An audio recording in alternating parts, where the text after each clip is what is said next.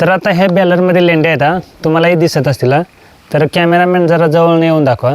तर ह्या पाहू शकता आता लेंड्या तुम्हाला दिसत असतील. आता तुम्ही म्हणाल की याला हे असं कसं काय, 1 महिना झाला टाकीमध्ये येतं. 1 महिना, हे 1 महिना झाला असेल म्हणजे मी ह्याच्या बेजात घातलेलं आहे. 1 महिना अजून असंच आहे. म्हणजे फक्त त्याचं जी लघवी असते, म्हणजे ह्याच्यामध्ये जी उन्हाळ्यामध्ये मेंढरांनी लघवी केलेली असते ती लघवी बाहेर येते आणि ह्या लेंड्या तशाना तशाच राहतात. आता 1 महिनाभर तर तुम्ही शेतात पाणी ठेवणार नाही, कारण वापसा तर पाहिजे ना शेताला. म्हणजे कायम शेतात पाणी भरून ठेवणार आहे का? मग हे जर 1 महिना पाण्यात ठेवलं ना तरी विरघळत नाही, तर मग हे रिझल्ट कधी देणार? मग ह्याचं काय करणार? मग ह्या सगळ्या बारीक बारीक गोष्टींचा अभ्यास करा. मेंढीपालन चांगलं आहे, करायला चांगलं आहे, सगळ्या काही गोष्टी चांगल्या आहेत, चाऱ्याची संकल्पना चांगली आहे. पण अडचण कुठं आहे तर कॉम्पिटिशनमध्ये आहे. कारण इथं सर्वांना कॉम्पिटिशन आहे, मलासुद्धा कॉम्पिटिशन आहे. मी नाही म्हणत नाही, मलासुद्धा कॉम्पिटिशन आहे. पण माझ्याकडं सुरी आहे ना, त्या सुरीला कॉम्पिटिशन नाही ना कुणाचं. पण तशा काय तुमच्याकडे संकल्पना आहेत का बाबा हे नाही तर मी ते करू शकतो?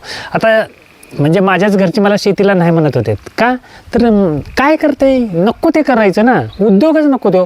आणि ह्या वर्षी त्यांनी गव्हाला जेव्हा रिझल्ट पाहिला तेव्हा त्यांनी ठिबकवर शेती करण्याचा संकल्प घेतला आहे. म्हणजे ठीक आहे, तू म्हणतोयस ना तसं आपण गव्हाला शेती तशी करू, म्हणजे शेती तुझ्यासारखी करू असं नाही, तर गव्हापुरतं. कारण गव्हाला रिझल्ट आला ना, आणि मक्याचं बिक्याचं त्यांना काही घेणं देणं नाही ना, कारण ते तर मेंढरांना खायला घालायचं आहे ना.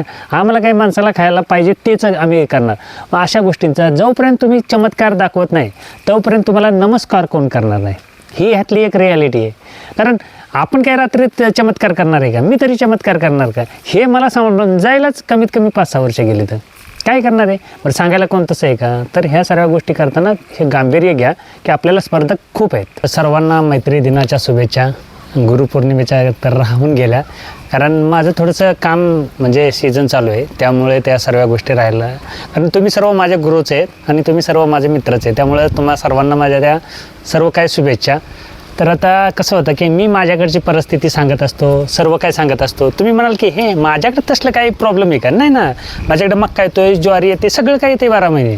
पण तुम्हाला माहिती आहे का, ह्याच्यात कॉम्पिटिशन तुम्हाला पण आहे. तुम्ही म्हणाल की आता कसं काय आहे, तर ही रियालिटी मी सांगत असतो. तुम्ही काही करा, कारण तुम्हाला स्पर्धा काय अमेरिकेच्या शेतकऱ्याबरोबर करायची नाही किंवा अमेरिकेतल्या मेंढीपालनवाल्याबरोबर नाही करायची, तर इथेच जे फिरस्ती मेंढपाळ आहेत ना त्यांच्याबरोबर तुम्हाला स्पर्धा करायची. मग काय लेवलने तुम्ही स्पर्धा कराल हे तुमच्यावरती आहे. कारण काय होतं की फिरस्ती मेंढपाळ जे असतात, जेव्हा बाजारात मेंढ्या येतात 80% कापायला घेणारी, 20% सांभाळायला घेणारे असतात. आणि कापायला घेणाऱ्यांचं कसं असतं की 2 रुपयानं स्वस्त कसे मिळेल हे मी पाहत असतो. म्हणजे मी घेताना तेच करतो, कारण मी पण त्यातलाच आहे, काही वेगळं सांगायची गरज नाही. आणि घेणारा, सांभाळायला घेणारा कसा की 1 रुपये कमी किंवा 2 रुपये कमी किंवा जास्त जाऊ दे, पण चांगला प्राणी मिळावा, हे अशी इच्छा असते. आता तुम्ही लोक सर्व माझं पाहून किंवा माझे व्हिडिओ बघताय आणि येत आहे, मान्य आहे, काय हरकत नाही, मला तर त्रास नाही. पण मेंढी पालन करताना ह्या लोकांशी आपल्याला बॅलन्स करायचं आहे. तुम्ही म्हणाल की मी माझं बंदिस्त आहे, मी खुराक घालतोय, हे करतो, पण तुम्हाला विकायचं कुठं आहे ह्याच्यावरती तुम्ही बॅलन्स ठेवा. कारण मेंढपाळ बांधवांचं आता सरासरी बघायला गेलं तर 7 आणि 8 हजारापासून कोकरं जायला सुरुवात करतात. आणि आपण जर त्याच्या रेंजपेक्षा जास्त जात असेल तर आपल्याला एक तर वैयक्तिक आपलं केलं पाहिजे. म्हणजे तुमचं काहीतरी मॉडिफाय असलं पाहिजे, स्वतः काहीतरी करण्याचा विचार असला पाहिजे, त्याच्याशिवाय होणार नाही. बरं, आता त्या मेंढ्यांचंच झालं तर मेंढ्यांच्या पलीकडच्या काही गोष्टी करतो का आपण? काहीच नाही. आता माझ्याकडनंच बघा, मी लेंडी दिलं होतं, म्हणजे अख्ख्या लेंड्या त्या माणसानं परत घेतल्याच नाहीत माझ्याकडनं लेंड्या. तर त्याचं कारण पण तसं होतं की ते रिझल्टच आला नाही. तर आता तुम्ही म्हणाल की असं कसं काय, तर 100% ना, कारण नंतरच्या वर्षी मी केल्यानंतर मला कळलं की त्या अख्ख्या लेंड्या टाकल्यानंतर रिझल्टच येत नाही. पण काय आहे, त्याचं मॉडिफाय करून जर तुम्ही ग्राहकापर्यंत पोहोचवत असाल, जसं मी पावडर वगैरे करतो तसं जर काही करत असाल तर तो ग्राहक घेणारा पण आहे. तर तुम्हाला मी दाखवतो. आता तुम्ही म्हणाल की लेंड्यांचा रिझल्ट येत नाही, तर मग आम्ही काय केलं पाहिजे? तर लेंड्यांचा रिझल्ट लगेच येतच नाही. आपण सर्रास मेंढरं रानात बसवतो, तर मेंढरांच्या लेंडीचा रिझल्ट येत नाही, तर मेंढरांच्या लघवीचा रिझल्ट येतो. बघा काय गोष्ट आहे. तर जी काय आपण रानामध्ये मेंढरं बसवतो, शेतामध्ये बसवतो, तर त्या मेंढरांच्या लघवीचा रिझल्ट येतो, त्या मेंढरांच्या लेंडीचा रिझल्ट कमी येतो. तर तुम्ही म्हणाल की असं नसतं काय, सरासरी ते बरोबरीनंच असतं. तर मी तुम्हाला सांगतो, कारण मी अनुभव घेतल्याशिवाय मी सांगत नाही. तर तुम्हाला दाखवतो, ह्याच्यामध्ये 1 महिना झाला असेल लेंड्या येतात. 1 महिना अर्धी पावडर आहे ना, अर्ध्या लेंड्या येतात. लेंड्या एका महिन्यामध्ये अजिबात विरघळल्या नाहीत, फक्त त्यातलं नत्र जातं. आता हे 1 महिना झालं टिपात आहे, म्हणजे पाण्यातच आहे. जर ते पाण्यात 1 महिन्यात विरघळलं नाही तर आपल्या शेतात काय कायम पाणी भरून ठेवणार आहे का आपण? तर कधीच भरत नाही. आणि मग ह्या सर्व गोष्टी तुम्हाला नुसत्या मेंढीपालनामध्ये तर स्पर्धाच आहे, कारण तुम्हाला त्या स्पर्धेला तोडच द्यावं लागणार आहे, त्याला पर्यायच नाही. पण त्याच्यापेक्षा स्पर्धा तर करायचीच आहे ना. मग आपण काय करू की ह्याचं बाय प्रॉडक्ट काय होतं आहे, किंवा कमी खुराकात काय होते का, चांगल्या चाऱ्यात काय होते का, ह्या सगळ्या गोष्टी करा तर तुम्ही टिकून राहाल. नाही तर माझं पाहून करायला जाल, तुम्ही म्हणाल की ह्याचा त्रास ह्याच्याकडे हे आम्हाला काय सांगून फायदा आहे, तर मला काय त्याचा तुम्हाला फायदा नाही किंवा तुमचं काय त्याचं नुकसान नाही. पण तुम्ही जेव्हा ह्या गोष्टी याल करायला, तेव्हा ह्या स्पर्धांच्या गोष्टीतने तुम्हाला हे सर्व सामोरे जायचं. पण त्याच्यापेक्षा तुम्ही एखादा डेमो करा. आता मी ह्या लेंडीचा माझ्याकडे रिझल्ट आला नाही, त्यांनाही रिझल्ट आला नाही. तेव्हा तर 4 रुपये किलो होती, मी टाकल्यानंतर मलाही रिझल्ट आला नाही. नंतर त्याच्या लेंडीची पावडर केली तर माझ्याकडे रिझल्ट आला. म्हणजे मॉडिफाय केलं ना, काहीतरी करावं लागतं. तर तसं तुम्ही जर केलं तर त्या पद्धतीनं होईल, नाही तर होणार नाही. तुम्हालाही ह्या सर्व गोष्टींचा आज ठीक आहे, ब्रीडिंग मार्केट चाललं आहे, ब्रीडिंग ठीक आहे, काय मान्यता, मला त्याचा काय तोटा नाही किंवा माझं काय त्याच्याशी घेणं देणं नसतं. पण ब्रीडिंग मार्केटला घेणारी म्हणजे आमच्यासारखी नवीन जी उतारणारी आहेत हौशी, तेच घेणार आहेत. तुम्ही घरीच ब्रीडिंग ठेवा ना, म्हणजे माझ्यासारखी जी मेंढरं येतं जातीवंतच ठेवा, एकाच जातीची येतं. कुणीही येऊ द्या, काही करू द्या, बाबा ही माझी ह्याच जातीची येतं, काही हरकत नाही. ती त्याच जातीची घ्यायला सुद्धा म्हणजे चांगले पैसे देतात की हीच पाहिजे तेच पाहिजे, तसं काय नाही. साध्या गावरान जरी मेंढ्या असल्या ना, तरी गावरान मेंढ्यांना सुद्धा सांगा ना, बाबा हे पूर्णच गावरान आहे, तरी घेणार आहेत लोक. किंवा नारी सुवर्ण क्रॉस करून द्या, क्रॉसिंगमधलं आहे, वजनाला चांगलं आहे, तेही घेणार आहेत. पण तुमचा बॅलन्स हा मेंढपाळ बांधवांबरोबर राहायला पाहिजे, कारण ते स्वस्तामध्येच विकणार आहेत. त्यांच्या चाऱ्याची एक संकल्पना नसते, काय नसते. आणि मग त्याच्याबरोबर आपण कॉम्पिटिशनला कुठे येणार आहे, ह्या गोष्टी आपल्याला महत्त्वाच्या आहेत. आता आम्ही सांगतो की चारा नाही, आमच्याकडे पाऊस आहे, ह्या सगळ्या गोष्टी. तुम्ही म्हणाला यायला त्याच्याकडे हे माझ्याकडे काय करायचं, मला तर सगळं सोन्यासारखं आहे, माझं शेत वातावरणही सोन्याचं आहे, मग मी त्या पद्धतीनं करीन. पण तुम्हाला ह्या गोष्टीच्या जेव्हा पुढे जाल तेव्हा ह्या गोष्टींचा त्रास होईल, तेव्हा तुम्हाला समजेल की अरे आपलं तर इथपर्यंत आलं ना, आता इथनं पुढचं काय. मग ह्या गोष्टी पहिल्यापासूनच करा. आता काही लोक म्हणतात की ती टुरी मशीन काही कामाची नाही, टुरी मशीनीपेक्षा असाच चारा घातलेला चांगला आहे. हो चांगलाच आहे की, मी कुठं म्हणतोय चांगला नाही, सगळंच चांगलं आहे. पण मला त्रास होतो म्हणून मी केलं होतं. मी काय मला त्रास होत नाही म्हणून केलं आहे का, तर मला त्रास होतो म्हणून मी केलेलं आहे.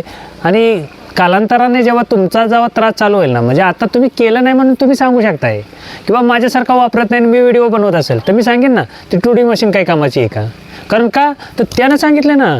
पण माझंच जर असेल तर मी सांगणार ना ते लयच चांगलं आहे, वापरल्यानंतर कळेल, तुम्ही सर्व्हिस घेतल्यानंतर त्याची कळेल, त्याच्याशिवाय कळणार आहे का, नाहीच ना. मग ह्या सगळ्या गोष्टी तुम्हाला कालांतराने टप्प्याटप्प्याने येणार आहेत. आणि त्याच्यानंतर तुम्हालाही कळेल की काय प्रॉब्लेम होतो. आता तुम्हाला मी लेंड्या दाखवतो या जवळ इकडे. आता स्पर्धक हे प्रत्येकाला असतात, तुम्हालाही स्पर्धक भेटणार, आम्हालाही भेटणार आहेत. आणि एखादा तुमचा रिझल्ट फ्लॉप झाला, म्हणजे तुम्ही सांगितला आहे आणि तो जर एखादा फ्लॉप झाला तर ग्राहक परत येत नाही, ही काळजी घ्यावी लागते. आता आम्हाला म्हणजे लेंड्या विकायच्या होत्या तेव्हा त्या ज्यांना आम्ही दिल्या होत्या त्यांनी सांगितलं ना त्या लेंड्यांचा काय रिझल्ट येत नाही. आणि त्याच्यानंतर मला कळलं की लेंड्यांचा रिझल्ट नाही येत तर त्याच्या लघवीचा रिझल्ट येतो. कारण ह्याच्यात जेव्हा लेंड्यातली ती लघवी मूर्ती तेव्हा ते सर्वात काम करतं, किंवा त्याचं लिक्विड फॉर्म्युला करू तेव्हा. मग जेव्हा पावडर म्हणजे एकदा का ग्राहकाचा विश्वास तुटला तर ते पुन्हा कमवायला खूप दिवस जातात. आता मी मस्त सांगतो की लोकांना की ते लेंडी पावडर करून टाकाय, काय नाही ना, एकदा दिल्यानंतर संपला ना विषय. मग त्याच्यामुळं काय करायला लागतं की मला स्वतःला बनवायला लागते. माझ्याकडं जी शेती आहे ती मला तशी करायला लागते. मी लोकांना सांगतो ठिबकवर शेती करा, नाही ना आमचा विश्वासच नाही ना. पण आता माझा गहू बघितल्यानंतर ते म्हणतात नाही नाही असं केलं पाहिजे. म्हणजे तसं होते, तुम्हाला चमत्कार करावाच लागणार, त्याच्याशिवाय तुम्हाला कोण नमस्कारच करणार नाही. पण काय ह्याला पण वेळ लागतो, लगेच आज उठलं की करीन होईल शी पण नाही ना. माझ्याकडे एखादा प्रयोग करायचा तर 6-6 महिने जात आहेत, काय करणार आहे. मग ह्या सगळ्या गोष्टींचा तामझाम करण्यात वेळ जातो. आणि तुम्ही मेंढीपालन करताना मात्र तुम्हाला पण ह्या संघर्षाच्या गोष्टी येणार आहेत. तुम्ही म्हणाल की नाही हा व्हिडिओ सांगतो म्हटल्यानंतर आम्ही त्याच्यापेक्षा डबल करून बघा, संघर्ष वाटायला येणारच आहे. कारण काय आहे, इथे आम्ही प्रॅक्टिकल करताना एवढे नक्की नवाले तर तुम्हाला थोडे तरी येणारच ना. मला जर 100% त्रास झाला असेल तर तुम्हाला 10% तरी होणार आहे. मग त्या पद्धतीनं तुम्ही नियोजन करा, पहिल्यापासूनच नियोजन करा. बाबा नाही ना असं होतंय ना, पण तसं केलंच पाहिजे. आता काही लोक सांगतात की ग्राउंडला शेड चांगलं होतं, आता ती लोक सांगतात ग्राउंडला नाही वर पाहिजे होतं. बरोबरच आहे, तुम्हाला जेव्हा त्रास होईल ना तेव्हाच ते तुम्हाला समजेल. पण तसंच त्रास होऊ नये ह्याच्यासाठी पहिल्यापासूनच. आता हे लेंड्या जरी मी विकायचं म्हटलं तेव्हा 4 रुपयानं विकत होतं, ही लेंडी 4 रुपयानं विकत होतो तेव्हा. म्हणजे त्याचा रिझल्ट फेल झाला, त्याच्यानंतर कोणी घेतलीच नाही. त्याच्यानंतर मग मलाच काही तर मी पावडर केली आणि पावडर केल्याच्यानंतर त्याचा रिझल्ट आला. पावडरला मागणी झाली, मी काही देत नाही.